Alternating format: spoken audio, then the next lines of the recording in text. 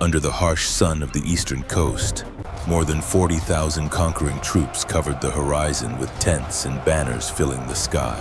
Opposite that huge encampment, about half a mile of water from the shore, a solid island fortress rose majestically amidst the blue waves.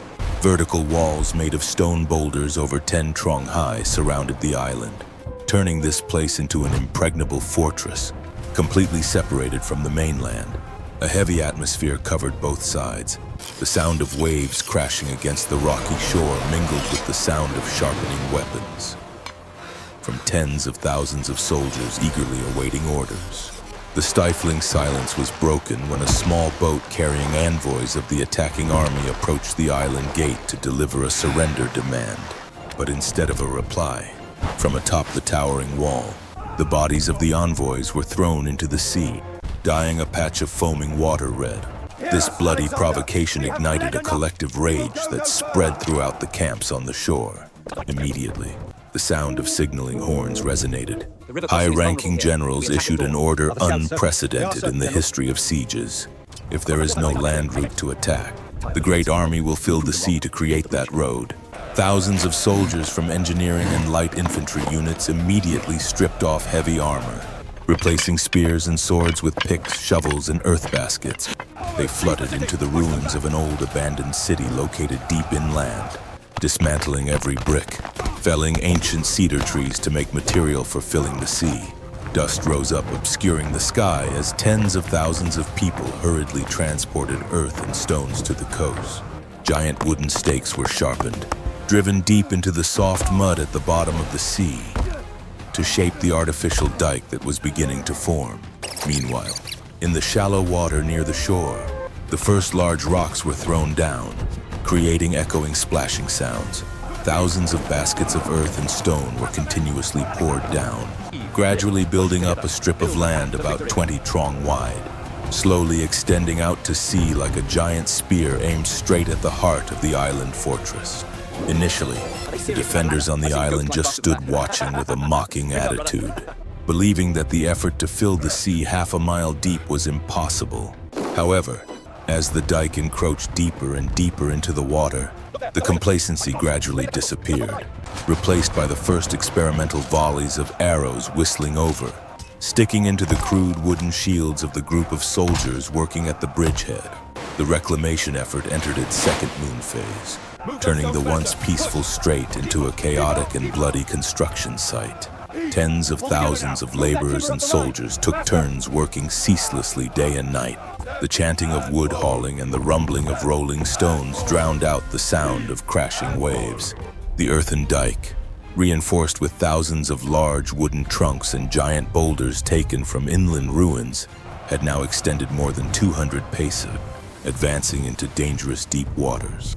As the distance between the dike head and the foot of the ramparts narrowed, the safety of the soldiers performing the filling duty also completely vanished. From the towering watchtowers of the island fortress, long-range machines began to operate at full capacity. Continuous whistling sounds tore through the wind, signaling waves of dense arrow rain pouring down on the heads of those working at the exposed bridgehead. Not only sharp arrows, the defenders also mobilized expert slingers, pouring thousands of stone bullets down on the slowly moving targets below. Engineering soldiers, arms heavy with earth and stones, unable to maneuver, collapsed on the spot, or slipped and fell into the deep sea. Bright red blood mingled with the white foam around the foot of the dike. Faced with rapidly increasing casualty, the commanders of the conquering army immediately deployed the large shield-bearing unit to the front line. Thick rawhide-covered oak shields taller than a man were erected into mobile walls to shield the group of workers behind. However, this shielding only partially limited the damage from crossbow bolts. Responding to this defensive tactic, the defenders switched to using heavy stone-throwing machines placed on the ramparts. Boulders the size of human heads were launched with terrifying force, whistling through the air and crashing straight down onto the shield formation. The dry sound of splintering wood rang out every time a rock hit its mark, crushing both the shield and the soldier holding it. Chaos erupted at the narrow end of the dike, where the maneuvering space was only a dozen paces. The wounded screamed miserably, while others had to grit their teeth and step over the bodies of their comrades to continue dumping earth into the sea. The bodies of soldiers and laborers became unwilling sea-filling material, buried under layers of newly poured gravel. Although death lurked in every breath, but under iron military orders and the urging drums from the shore, the stream of people still trudged forward. Every inch of land reclaimed from the sea was exchanged for the blood and lives of hundreds of people. When the earthen road stretched out of the shallow water to advance into the deep, dark water area, new challenges began to appear with a level of ferocity many times greater. Here, the depth of the sea allowed the defenders' light warships to approach the flanks of the artificial dike without fear of running aground. Taking advantage of this, dozens of small boats, each carrying teams of archers and elite javelin throwers, began to swarm out from both sides of the military harbor, circling around the head of the dike like schools of predatory sharks. These boats did not attack frontally but continuously moved to flank, launching volleys of javelins and sharp arrows into the weak points on both flanks of the construction formation, where the large shields could not fully cover. The engineering team working at the bridgehead fell into a pincer situation, having to endure bricks and stones pouring down from the high city walls, while being attacked at low range from the sea surface up. Blood dyed the newly dropped rocks red. Many soldiers hit by arrows fell into the water, immediately drowned by the weight of their armor, or were repeatedly stabbed by long spears from the boats. To deal with this critical situation, the conquering army's commanding generals were forced to temporarily suspend the sea reclamation to strengthen the defense system. At the main camp on the shore, hundreds of the best carpenters were summoned to urgently construct two giant war machines. They were two towering wooden siege towers, exceeding the height of the enemy ramparts. This massive structure was mounted on large wheels. The outside was covered with multiple layers of fresh animal hides and vinegar-soaked screens to resist fire attacks. Amidst the earth-shaking cheers of tens of thousands of soldiers, the two giant towers were slowly pushed to the head of the dike. The sound of wheels grinding on the gravel ground was chilling. When these two wooden monsters got into position, the battlefield situation immediately reversed. From the highest levels of the tower, heavy bolt-firing machines and hundreds of archers began to pour a rain of arrows down on the small boats below. Attacked from above with overwhelming firepower, the defenders' warships could not maintain their close position, forced to retreat to the safety zone near the foot of the citadel. Under the protection of the two towers, the sea reclamation work continued. The sound of falling stones splashed again, step by step narrowing the deadly distance to the lonely citadel in the sea. On an afternoon when the sea wind changed direction and blew strongly from the open sea towards the mainland, the defenders prepared a decisive counterattack to break the increasingly tightening siege. They modified a large horse transport ship, filling the hull with flammable materials such as bitumen, sulfur, dry straw, and oil-soaked wood chips. The stern was loaded with heavy stones to raise the bow, helping the ship to slide up onto the dike surface upon collision. On the two masts, large fire pots hung suspended, ready to pour down onto the fuel mass below as soon as there was a strong shock. Taking advantage of the roaring wind, two rowing warships used cables to tow this fire ship rapidly towards the head of the artificial dike, where two giant wooden towers stood guard. When the distance was only a few dozen paces, the towing boats cut the ropes, letting the hell ship rush freely by inertia and wind power, crashing into the breakwater right at the foot of the wooden towers. The heavy collision caused the fire pots on the masts to tip over, immediately activating the huge fuel mass in the ship's hold. A giant pillar of fire erupted, riding the wind to lash straight against the walls of the two siege towers. Although covered with animal hides and soaked in vinegar, but before the terrible heat of bitumen and sulfur, the protective shell of the two towers quickly dried out and caught fire. The fire spread at a dizzying speed, turning the two war machines into two giant torches illuminating a corner of the sky. Thick black smoke and suffocating heat caused panic among the soldiers on the tower.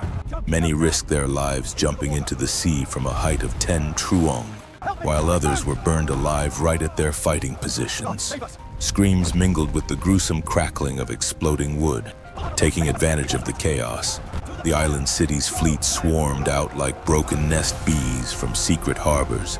Hundreds of small boats carrying infantry landed on the unburned sections of the dike, attacking frantically the panicked firefighting teams and engineers.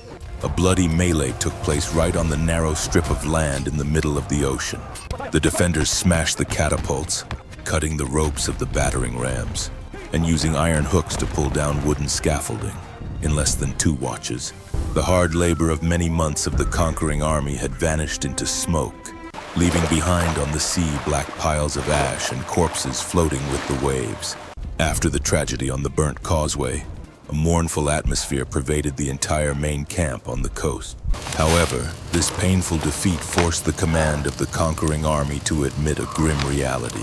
It is impossible to defeat a naval power with only the strength of infantry on land. Messengers carrying urgent military orders were immediately dispatched on the fastest horses, radiating out to all roads leading to the seaports of the newly submitted vassal kingdoms. The order given was brief but steel-hard: gather every seaworthy warship and sail to the war zone immediately. Less than 3 moon cycles later, the once empty sea suddenly became crowded by the appearance of an unprecedentedly huge coalition fleet. From the north, more than 120 triremes of the coastal city-states majestically entered. The sound of welcoming horns echoed throughout the bay.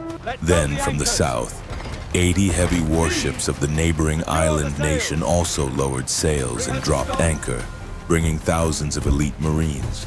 In total, nearly 300 warships of various types had converged here, turning the sea in front of the island fortress into a dense forest of masts obscuring the horizon. The appearance of this huge fleet immediately upset the balance of power at sea. The defenders, originally intoxicated by the victory of burning the dike, now suddenly realized they had completely lost control of the waters around their home. Instead of freely roaming and bombarding the sea-filling army as before, now the island city's fleet was forced to retreat and huddle into the north and south harbors, using giant iron chains stretched across the harbor mouth for defense, not giving the enemy time to catch their breath.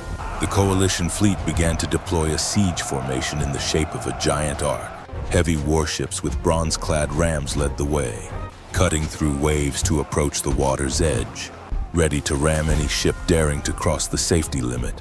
On the decks, tens of thousands of Marines beat their weapons against shields in rhythm, creating a terrifying, threatening sound. Smaller warships maneuvered into narrow gaps, completely blocking all food supply routes from outside into the island.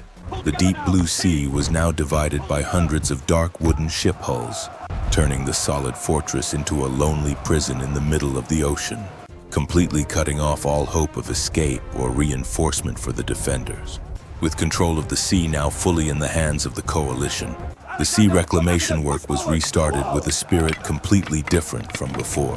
No longer fearing sudden attacks from the flanks, tens of thousands of laborers and soldiers were ordered to expand the dike to double the width of the original design, instead of just pouring gravel. The conquering army cut down entire old-growth forests on the mainland land, dragging thousands of tree trunks with roots and branches still attached and throwing them into the sea. These tree trunks intertwined like a giant net, holding the earth and stones tight so they wouldn't be washed away by waves, creating a foundation as solid as the mainland. The vital road gradually swallowed the remaining distance, trudging towards the foot of the citadel in the helplessness of the defenders above, while the dike was being built up. The military engineers of the attacking side implemented a bold initiative to optimize the power of the huge fleet. They paired triremes together, using large ironwood beams to lash the 2 hulls together to create solid floating platforms. On these mobile platforms, siege towers and heavy catapults were erected, turning the fleet into a mobile fortress siege ring. Machines used only to land now bobbed on the waves, slowly approaching the weakest sections of the ramparts facing the sea, where the defenders had thought was safest. When these floating fortresses entered firing range, a fierce long-range duel broke out. From the wooden towers placed on the ships, thousands of archers simultaneously drew their bows to suppress the ramparts, creating conditions for the battering ram ships to enter. Arrows flew covering the sky like locusts, forcing the defenders to hide deep behind the crenellations. In response, the stone-throwing machines on the ramparts also roared, throwing large boulders down to the sea surface. Giant columns of water rose up around the warships. Many stone projectiles hit the ship decks, smashing wooden structures and crushing the ill-fated sailors below. However, the flexibility of the warships caused great difficulty for the defensive artillery. Unlike the fixed dike, the warships continuously moved, changing position after each volley, making aiming extremely difficult, taking advantage of gaps in enemy fire. Some warships carrying ironclad battering rams managed to approach the foot of the wall. The sound of metal striking rock rang out harshly when the ram head slammed into the moss-mottled foot of the rampart. Although unable to collapse the wall immediately, but the continuous tremors from the sea signaled a disaster approaching, as the deadly siege ring was tightening from all directions. The battle on the water quickly escalated into a comprehensive melee when the defenders launched a dangerous underwater counterattack. In the middle of the day when the sun was high, hundreds of elite island divers equipped with daggers and sharp saw blades silently slipped into the deep blue water from secret harbors. Like invisible ghosts under the sea, they swam and dove to approach the anchorage area of the floating fortresses attacking the ramparts. Their target was not the thick ship hulls, but the intricate system of anchor ropes keeping the warships steady against wind and waves so catapults could aim accurately. Suddenly, a series of hemp anchor ropes as thick as a wrist were sliced cleanly from below, losing their anchor point. The massive paired ships were immediately swept away freely by ocean currents and sea breeze, spinning horizontally and vertically out of control. The towering siege towers on the decks tilted violently, causing archers and artillerymen to tumble, unable to continue loading ammunition. Chaos spread quickly as the out-of-control warships slammed into each other. The sound of cracking wood rang out, mingled with the desperate shouting of captains trying to restore order. Taking advantage of the moment the attack formation was disrupted, from the high walls the defenders counterattacked with full force. The heaviest stone-throwing machines, previously well hidden in watchtowers, now simultaneously appeared and opened fire. Giant boulders crashed down like meteors, smashing the aimlessly drifting ships to pieces. A ship carrying a siege tower was hit directly amidships, breaking in two and sinking in just a few breaths, dragging hundreds of soldiers and war machines to the deep sea bottom. The sea surface around the foot of the citadel was dyed red with blood and littered with debris. To deal with the army of divers, the attacking side was forced to replace all hemp anchor ropes with heavy, carefully tempered iron chains. At the same time, they dropped into the sea nets attached with fish hooks and iron hooks to sweep the waters around the ships. The battle shifted to a new brutal form. On the surface was an earth-shaking stone artillery duel between the fleet and the walls. Underwater was a bloody hunt between divers and iron nets. The sky darkened with black smoke and the dense density of arrows and projectiles passing back and forth. The ceaseless sounds of explosions and collisions created an epic song of destruction, shaking the entire strait. After more than 7 months of moving mountains and filling the sea, finally the bloody artificial dike had completed its historic mission when it touched the foot of the eastern wall. The deadly distance once measured by the flight of an arrow had now vanished, replaced by a flat courtyard surface tens of truong wide, connecting the mainland with the lonely island. Immediately, the conquering army pushed their largest battering ram to the decisive position. This was a towering oak monster, suspending a solid tree trunk with an ironclad head weighing thousands of caddies, swinging to the rhythmic chants of hundreds of rope pullers below. The first collision sounded like thunder when the iron ram head struck hard against the ancient stone wall.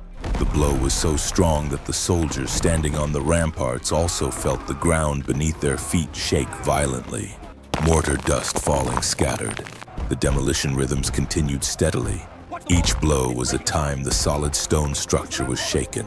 Small cracks began to appear and spread like spiderwebs. The attacking troops below cheered wildly, believing that the moment the wall broke was only counted in moments. However, from the towering top of the ramparts, the defenders had prepared a nightmare specifically for those who dared to approach the foot of the wall. Instead of shooting arrows or throwing stones, Hundreds of large, boiling bronze cauldrons were carried to the edge of the wall. Following the decisive order of the commanding general, these cauldrons poured down simultaneously. The thing inside was not just boiling oil or bitumen, but fine sea sand heated to a glowing red on charcoal furnaces burning all last night. The rain of hot sand poured down like a flood, enveloping the army surrounding the battering rams. This was the cruelest attack, because the hot sand grains easily slipped through the gaps of helmets, slipping into collars and armor crevices of the soldiers. The terrible heat cooked the flesh right inside the protective armor layer, with no way to shake it off. Heart-rending screams rang out as hundreds of soldiers writhed, tearing off their own armor in extreme pain, jumping around wildly like madmen. Following the sand rain, barrels of boiling oil and fire torches were thrown down, turning the area at the foot of the wall into a living crematorium, burning both people and the exposed wooden parts of the battering ram, creating a scene of hell on earth right on the sea surface, while the attention and most elite defensive resources of the defenders were tightly drawn to the chaotic tragedy at the head of the dike. A decisive event silently took place on the southern wall face. Here, the paired warships carrying battering rams, after many hours of persistent battering under the fleet's cover, finally found the fatal weak point of the 1,000-year-old stone structure. The foundation stones shook violently after thousands of blows, began to slide out of position, dragging along the chain collapse of an entire large section of the rampart. The thunderous roaring sound drowned out the ocean waves as tons of earth and stone crashed down, creating a giant dust cloud obscuring the view. A breach about 10 trong wide was revealed, exposing the guts of the solid citadel to the tens of thousands of covetous eyes of the conquering army. Immediately, the sound of the all-out attack horn rang from the flagship, ordering the troop transport ships to approach the newly opened gap. Heavy transport ships full of iron-armored infantry rushed straight into the scattered rock pile at the foot of the ruined wall, disregarding the risk of puncturing the ship's bottom. From the bows of the ships, heavy wooden gangplanks were dropped down with a crash, hooking tightly into the chaotic pile of bricks and stone, creating single paths leading straight inside. The vanguard, consisting of the most elite warriors selected from the high mountains, roared the battle cry and flooded across the gangplank like water bursting a bank. They carried round shields and short swords, rushing into brutal close-quarters combat right on the rubble, where the rough terrain made all tactical formations meaningless. The defenders, though surprised, still fought with the desperation of those with no way out. They quickly erected a human wall of shields and long spears right at the mouth of the breach, trying to push back the first wave of attack back to the sea. Blood flowed in streams weaving through the rock crevices. Bodies piled up on each other, creating new obstacles. But the pressure from the attacking force was too great. For every conquering soldier that fell, 2 others jumped from the ship over their comrade's body to rush forward. At the same time, in the sea-filling dike area, realizing the southern wall had breached, the conquering army also risked death to rush forward through the smoke and hot sand that had not yet dissipated. They put rope ladders up the lower wall sections, using iron hooks to climb up and attack from multiple directions. The island army's resilient defense began to crack when they were forced to disperse their thin forces to deal with 2 pincer attacks at the same time. The signal flags on the watchtowers were chopped down one by one, signaling the irreversible collapse of the outer defense line, throwing open the door leading to the heart of the island city. When the hard outer rock shell crumbled, the torrent of conquering troops rushed into the labyrinthine street system inside the island city. The siege that lasted 7 long months now shifted to its most brutal phase, urban warfare. Here, all numerical advantages of the attacking side were strangled by the narrow terrain. Small alleys just wide enough for 3 people to walk abreast became bloody death traps. The defenders, taking advantage of their familiarity with the terrain, turned every house, every street corner, every roof tile into a fierce resistance nest. From the flat roofs, women and the elderly of the island city also joined the final patriotic war. They threw tiles, ceramic pots, and household items down on the heads of the troops moving below, In response, the conquering soldiers threw fire to burn the wooden houses on both sides of the road, to smoke out and destroy the ambushers. The fire met the strong blowing sea breeze, spreading uncontrollably, turning the entire bustling port district into a giant sea of fire. The sound of crackling, burning wood mingled with the screams of people trapped in collapsing houses. In the central square area, where the island's most sacred temple of the sea god was located, the last remnant group of the defenders gathered for a death stand. They arranged chariots and tables and chairs into a circle of obstacle, backs leaning against the temple wall, facing the sea of people surrounding them. No call for surrender was made, because the memory of the murder of envoys 7 months ago had erased all tolerance in the hearts of the conquering army. The attacking side's heavy cavalry dismounted, holding battle axes and large hammers, breaking the barricade circle and rushing into the final slaughter. Blood dyed the white stone steps leading up to the temple red, spilling down to the drainage ditch of the square. The last warriors of the island city fell beside broken divine statues. When in the last sunlight of the day faded, the sound of clashing weapons thinned out, giving way to the heavy footsteps of the victorious army searching the ruins and arresting survivors as slaves. The surviving men were tied together in long chains led to the coast, while the leaders of the resistance were executed right on the spot for deterrence. The solid island fortress, once the pride of the entire eastern sea and a bustling trade center for centuries, now just a cold, desolate pile of ash emitting smoke. The giant artificial dike crossing the sea still lay there, standing tall and cold like an eternal scar connecting the island with the mainland, a testament to the terrible perseverance and destructive power of war. 7 months of siege, tens of thousands of lives from both sides were buried under the sea bottom and in the rubble, in exchange for the complete collapse of a powerful city-state in history.